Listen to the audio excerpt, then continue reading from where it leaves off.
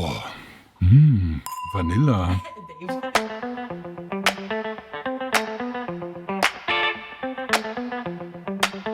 The record bag. Here starts the podcast.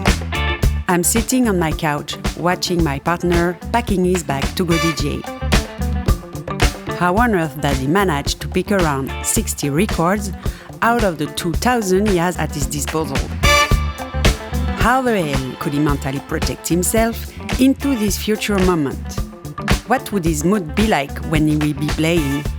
Could he have regrets about a record he didn't bring? About a set that might feel disconnected from the mood of the party? So I started to ask him questions to understand what helps him make the right choices. He told me about timing, location, who plays before and after you, whether you're playing solo or with someone else. But the truth is, even after a deep reflection, you still might have to adjust yourself.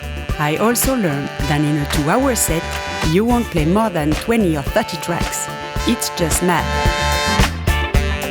This all made me want to know more. Follow me.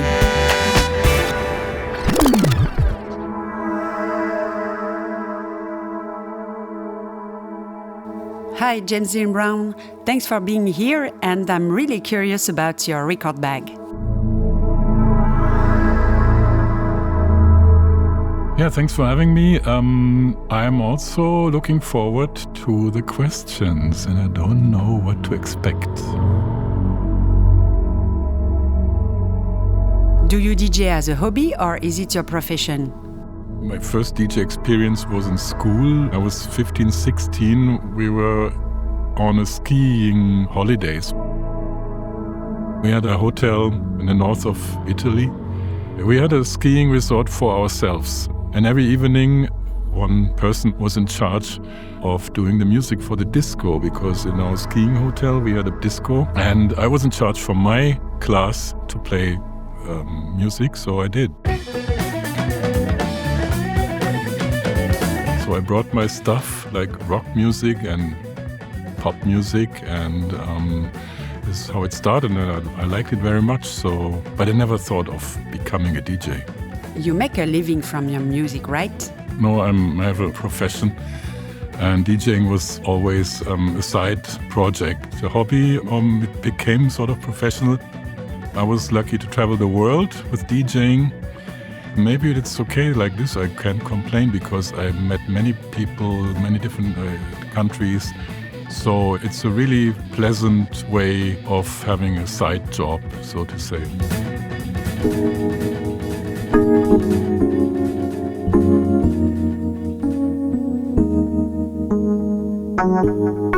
Did you start DJing in Germany?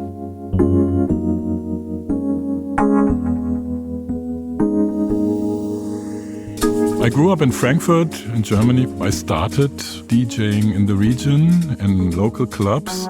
I started in the mid-end of the 90s. It happened that 25 years ago, I think in the meantime, an independent radio station opened, which has been funded by the state. So I had my weekly radio show for 8 years.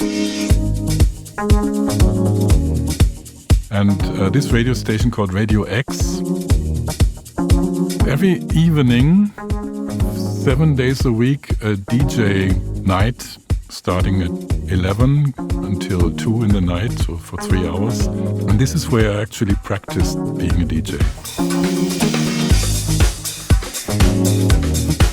And did you have a residence in Germany? In the 90s, we had an entrepreneur who managed to find places which were vacant for a short while, like pop-up places, and he made them bars. So in these bars, everybody in Frankfurt who would like to play music could be a DJ there. So this is what I did for years. I didn't have a real residency in a club, but I have kind of a label residency for the Perlon label.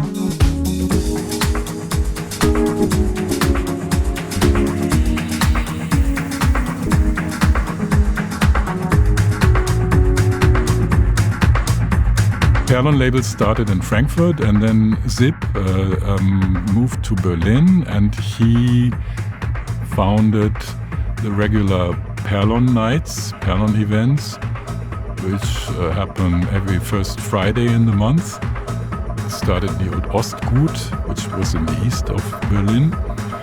So this is where I also started having this Perlon residency. So everybody should play, and there's kind of a rotation. So let's say I played every 12 or 16 months for Perlon, but I'm doing this now for more than 20 years. And in the meantime, the Ostgut closed. They changed to the Berghain, and this is where I played Panorama Bar for many years. In the meantime, Perlon is doing their parties in different places in Berlin, like Hoppetosse or Zenner Club. It's a family affair, and there are lots of friends present. It's always very good vibes of people who love music, so I'm really happy and proud to be part of this family. Family spirit is very important at a party. It doesn't work if you just have people who follow some hype and have their phones all the time above their heads to catch something which they are not interested in. Are you one of the founder? Perlon has been founded by Zip and Markus Nicolai.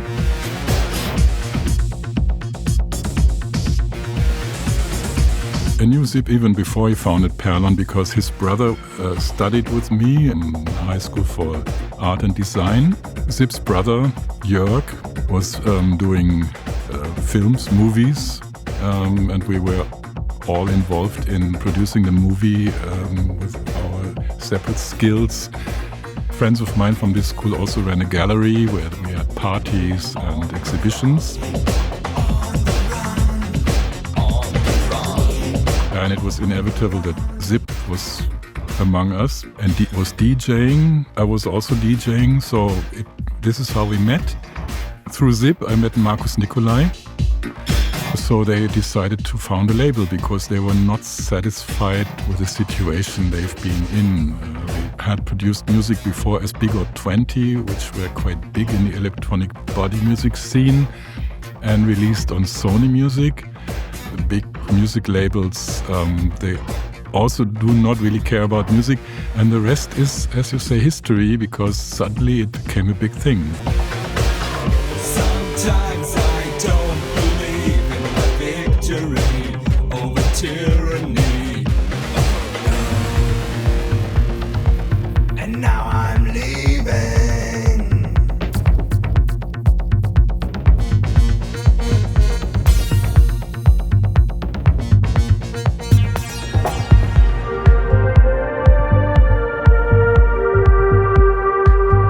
How many records are in your collection, and how do you organize them?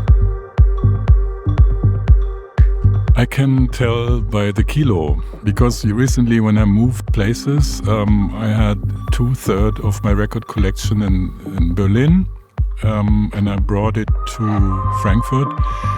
So I had to put each box on a two-way. It was 1,000 kilo of records. I reunited this 1 ton of records with 1/2 ton of records in Frankfurt, so 1.5 tons, only 12 inches, makes maybe 6,000 records, plus a lot of 7 inches and CDs, and I don't know how many gigabytes of digital files.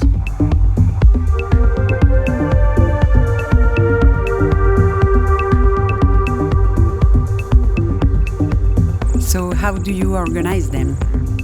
Well, I have 3 record shelves, the typical IKEA Expedit shelves, 5 by 5 compartments. So I have 75 compartments on 3 shelves.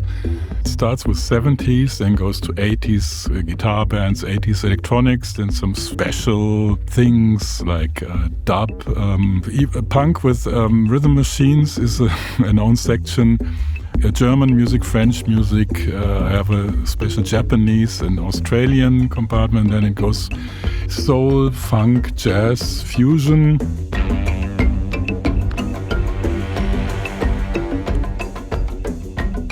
Then I have the 50s Exotica music in order by alphabet, A to Z. The Exotica music is organized by main instrument. So we have the guitars, piano, the organ, percussion, trombone, whatever. So roughly like this. Then I have a big lounge section and a Latin, African, 90s and 2000s and some favorite bands. And the last shelf is club music. So everything from house to electro, techno, downbeat, and some of my favorites. So every time I want to listen to a special record, I find it immediately.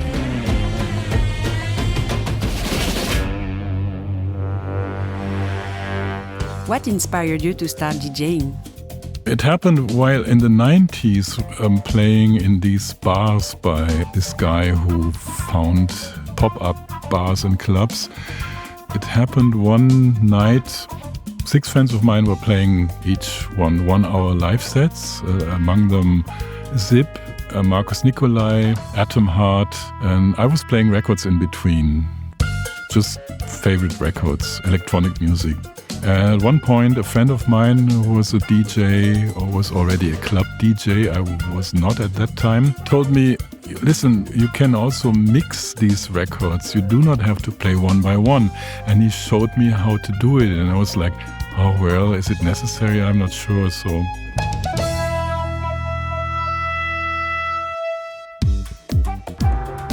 his name was Boris. Thanks to Boris. I don't know, for some reason I started trying to mix records. And it worked perfectly, actually. I could do whatever I wanted, so I started mixing with the most complicated tracks or songs I could imagine, like playing a Miles Davis song from his fusion phase and trying to mix it into a Detroit track.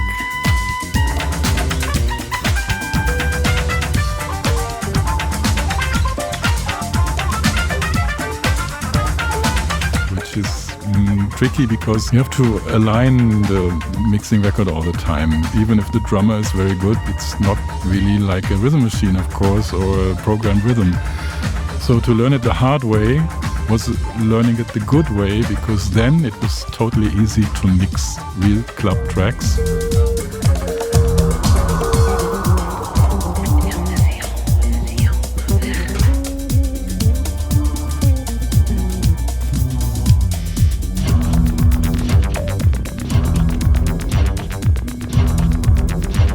It came up, I was totally not interested because it was lacking of so many things, because we had an amazing electronic scene from the late 70s to the early 80s.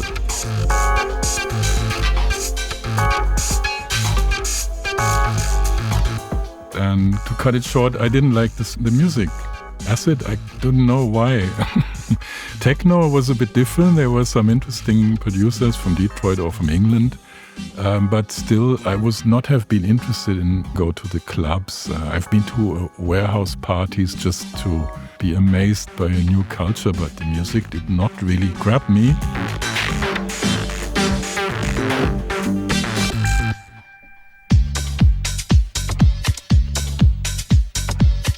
And then it happened that I was asked whether I could write the press releases for the white labels for the Neutone distribution, which at that time was the biggest distribution of club music in Germany. Ricardo was working in the storage of Neutone at that time, so I did for half a year. I have to say I did not even have an idea what was the difference between Detroit and Chicago. But still, since I was always writing more or less and had some ideas, I got all these white labels and writing my surreal texts, and in between I listened and I thought, oh wow, this is interesting. Now there's something which I find interesting in club music, and this was house music.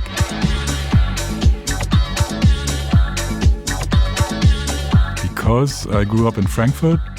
As a kid, I listened to the radio, and in Frankfurt there were the American forces, the GIs. Frankfurt had a big influence of American culture. In Cologne, it was the British. There was a lot of soul and funk played on the radio.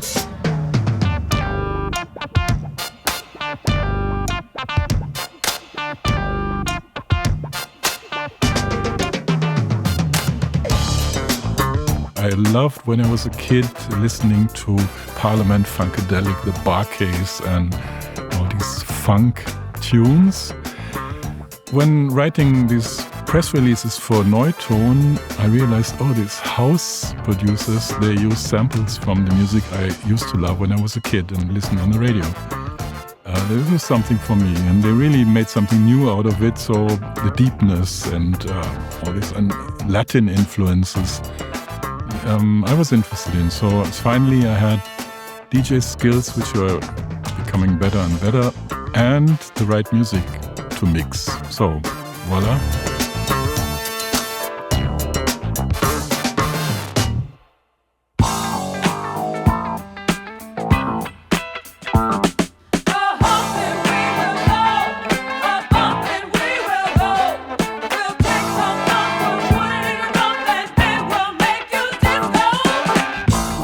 Mixing with vinyl or digitally? I've heard it requires a different mindset. I prefer mixing with vinyl, and I will always do, because I don't get the complex electronics and so many buttons on the CD players. And do they do anything? I'm not quite sure.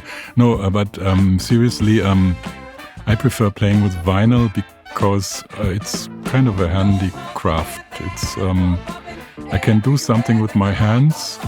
It's physical. It also forces me to make a perfect pre-selection when playing in the clubs. With digital, if I had a USB stick with hundreds of tracks, I would not know where to start and where to end. So it's better for me to have, 60 or 80 records, which are perfectly selected, and I have to deal with it. I'm also missing the visual element. When I get a vinyl record out of my bag, I see, the label is yellow. I know this one. But if I have only a file, there is no yellow, except if I mark it as yellow. I don't know. It doesn't make sense to me. Like on the menu in a restaurant, if there are only 5 dishes, I will sometimes am also lost. So better to have 2 or 3.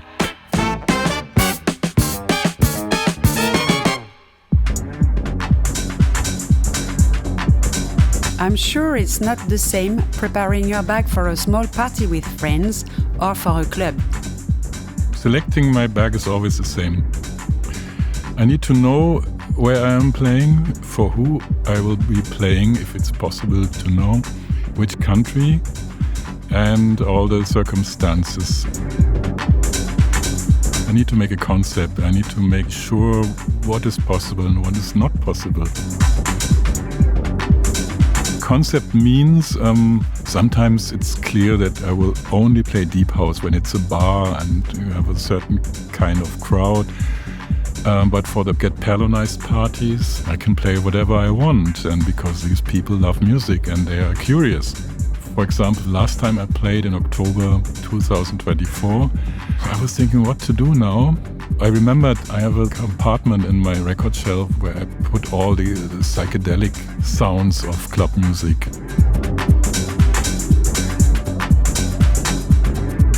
And I didn't listen to this compartment for maybe years.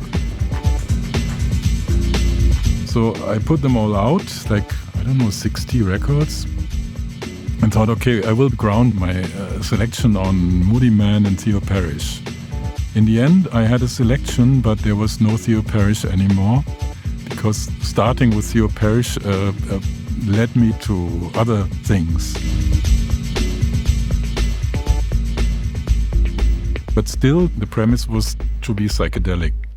Because at one point, years ago, I realized what I like most in club music is are tracks with a bit of a psychedelic approach.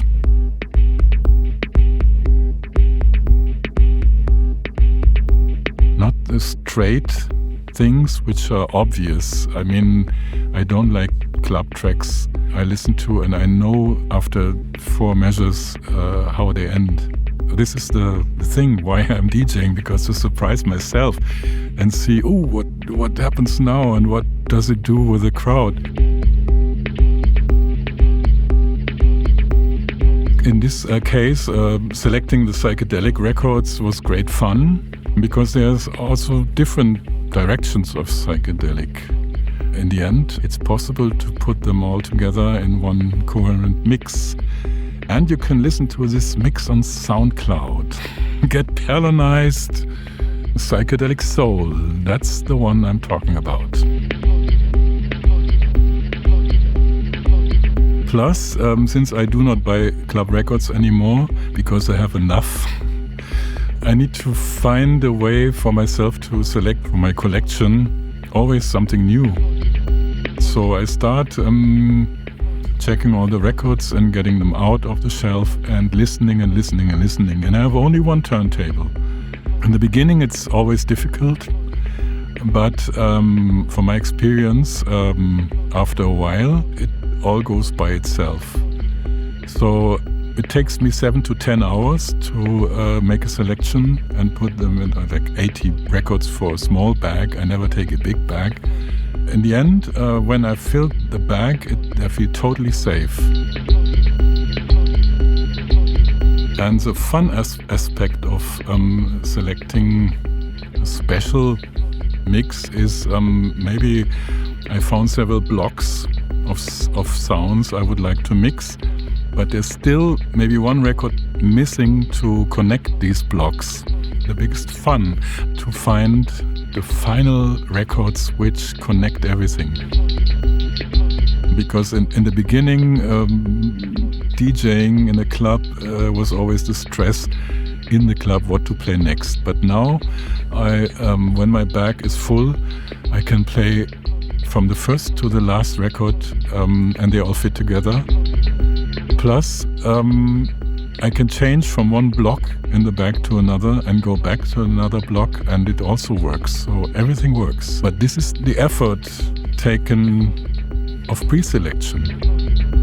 So the fun aspect is to present a kind of signature sound, because I don't want to sound like anybody else.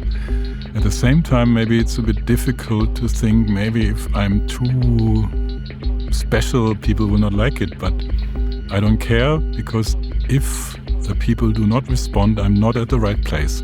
And it's the same for private parties as for big events.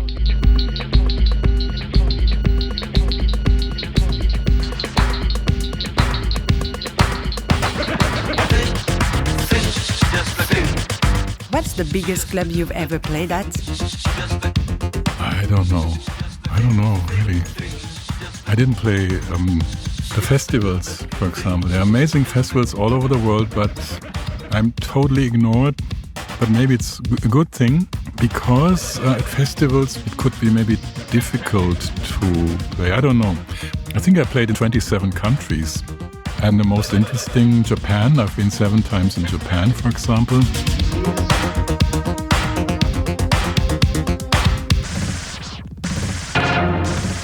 I have friends in Tokyo who say, if you want to come to Japan, we make a party.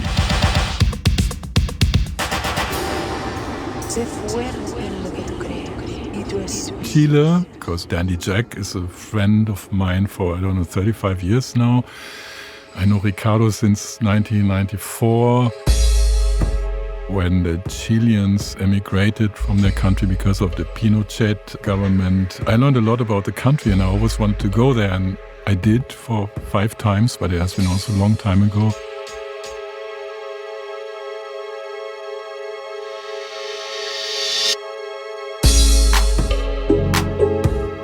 I witnessed how the scene was growing in Chile.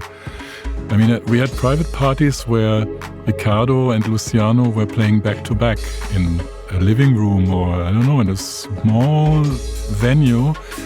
And I was so amazed. I thought, this is so incredible. If people in Europe would listen to this, they will get crazy. And this was the beginning of the story, actually. And of course, I played with them. I was really happy.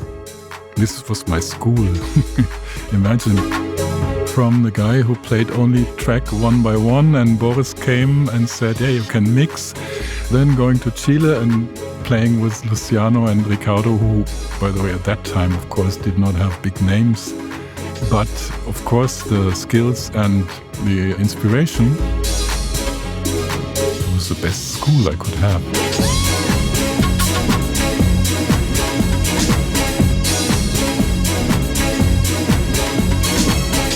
I didn't play in biggest club, but with the biggest people, like who became later on.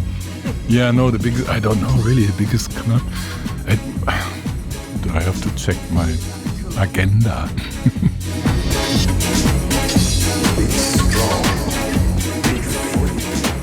No, I know the biggest event.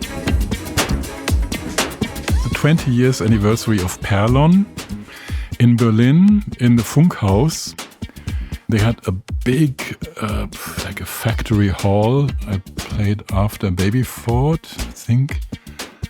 Yeah, prime time, let's say. And this was one of the most amazing experiences because I played my stuff. I didn't care about playing safe or something. And I really mixed many different styles. And it worked.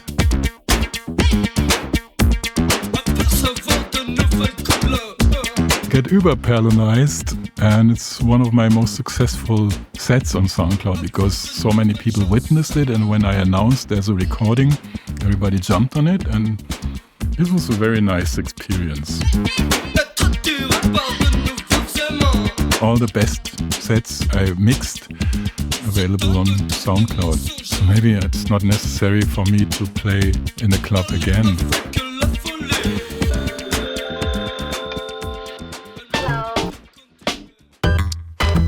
In Club der Visionäre in Berlin. I'm playing there regularly for many years now. So you have a residence. Club der Visionäre I know since the 90s when it started, when there was also a family affair, like and get Perlonized parties. It's a fine day. It's a birthday. So I celebrate my birthday there every year, and this is a nice thing too. And it's always on a weekend. Having my party on Saturdays, and for a few years now I prefer to invite friends from Paris, so it's not Club der Visionäre, but it's Club der Parisionnaire. And maybe I will start a new series called Club der Revolutionnaire. Let's see. Club der Visionäre is a place where everything is possible. You can, even if there are only tourists in the crowd. I mean, they go there because of the place. And if you have a nice place and a place which has a good reputation, you can do whatever you want. It's birthday. Something birthday.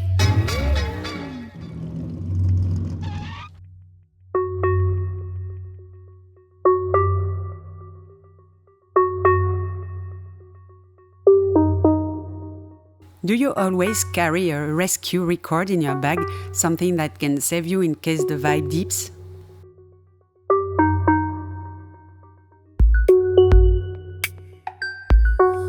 I think there will never be a drama.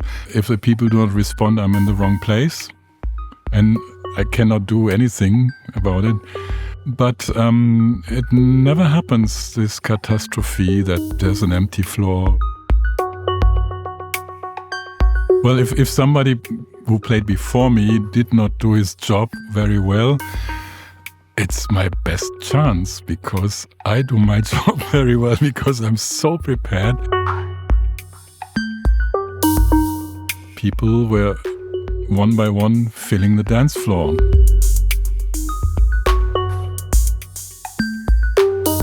I played at prime times, which could be maybe not the easiest when you have a special selection, but I played the ending or after hours, so everything seemed to have worked.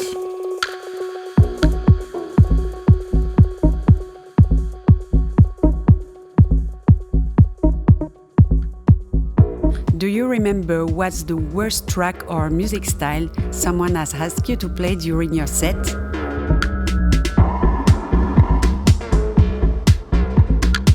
What to do? I say, yeah, play it later. Or I say, I don't have it in my bag. What to do? For example, at the Get Perlonized parties, they take care that nobody will enter the DJ booth or come near me. So I'm quite in my cockpit, and I like it when there's a cockpit and not many people around me or nobody. Yeah, what to say if people are stupid for stupid tracks? In Frankfurt there's a bar called Amp. It opens at 10 and closes at 4. As soon as the DJ is in charge and the music gets a bit louder, people dance from the first track. They're on the dance floor from the first track, and they don't know the music you play, but every DJ who plays there is successful.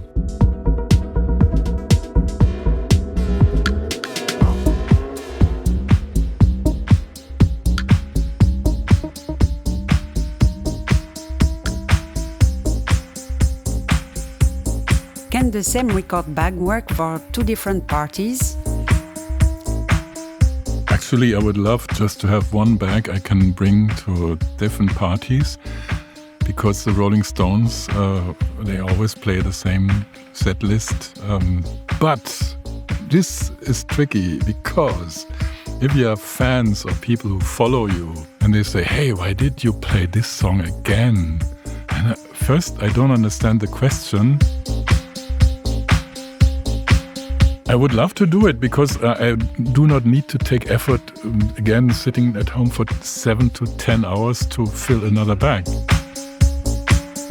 Sometimes I'm like, oh no, I have to do it again. But during the process and with a good wine or something, I get into the groove, of course. And especially when I discover or rediscover records I did not listen to for 10 years or even longer. Once I had a big pile of records which were not filed in my shelves, so I needed to check them. What is this? I don't know. So I listened to them one by one, and there were at least 3 or 5 which were so amazing, and I do not even know where I bought them or where I got them from. And the B2 track is the thing, so the hidden gems. Of course it's fun to select, but thinking about, oh no, I have to put together a whole set again. I would rather like to play the set which worked so well in another place. But certainly there will be people like, oh, we had this before.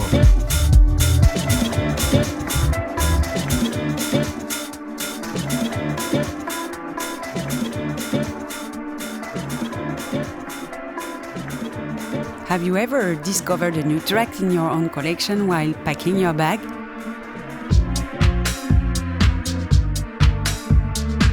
In the 90s or late 90s or early 2000s, I used to buy a lot of disco house records, but I never played them because the trend was going to minimal.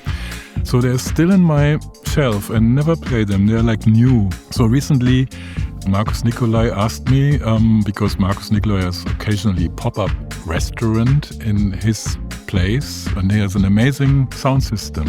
So he asked me, hey Peter, want to come by and play some records? And I said, okay, this is the big chance to get all my disco house records finally in the bag without pre-listening.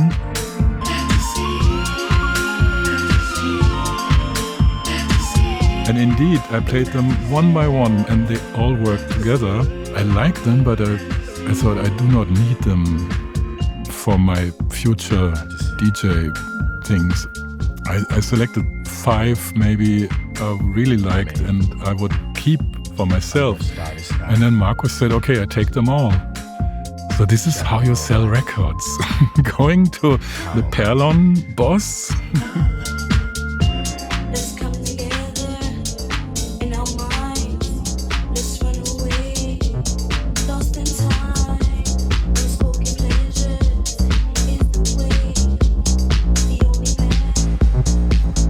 Have you ever played using someone else's bag? I did indeed. This is also a big fun, but you need to rely on someone with a good music taste. Like there's Mathieu Belaïche from Paris who has this wine bar, La Tache. Once at a bar, it was a spontaneous event and it happened to be, I think there was Dandy Jack in town and Pete Spector, I think. So we all played in the bar unannounced, and Mathieu, who was at that time kind of a booker for me in Paris, well, he did some parties inviting me. He said, hey, you can play. And I said, I don't have the records. Yeah, I can take my records. And I know that the funny thing is Mathieu has a really good taste in music, but he cannot mix, and he doesn't mix.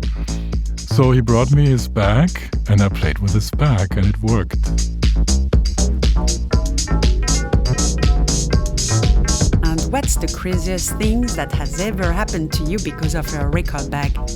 I have been booked to play in Paris. I stayed at a friend's place.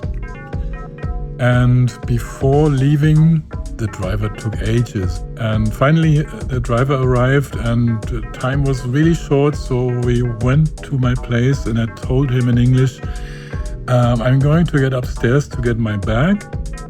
And then we proceed to go to the airport.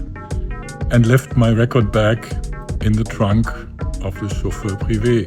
So I went upstairs, get my bag, and when I came back, the driver was not there anymore because he could not speak English.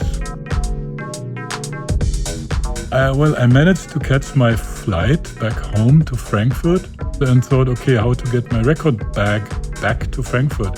The friend told me, why not go back to Paris yourself and pick up the bag? He got another booking for me as a DJ the weekend later, and it was much better than the initial one before, the week before. So I went back to Paris to pick up my bag, which was still perfectly packed, to play this amazing party, which was Sunday, by Céline, which existed for ages. And usually I know where to stay overnight. So when I finished playing, after the party, it was 11 in the evening on a Sunday, and was asking, do you know about a hotel maybe around a concrete area? And a woman stood out of the crowd and said, yeah, you can sleep on our sofa. So I looked at her and thought, okay. And that's what I did. I stayed at her place, and now she's my wife. Oh. Leticia Juanco. This is what happens when you carry a record bag with you. Like it.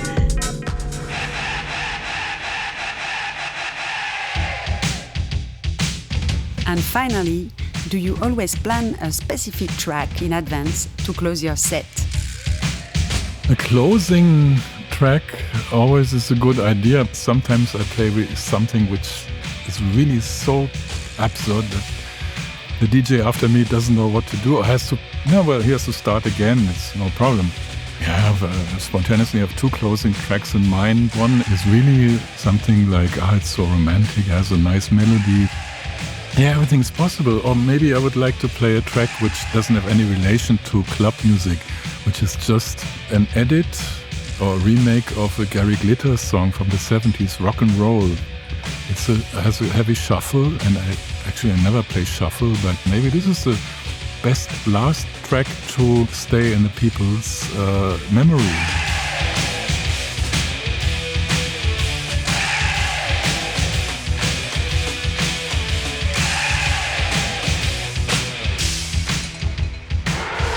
Thank you, James Dean Brown. Thanks for having me. It was a great pleasure, and it inspired me to think about old stories I almost forgot. Yeah.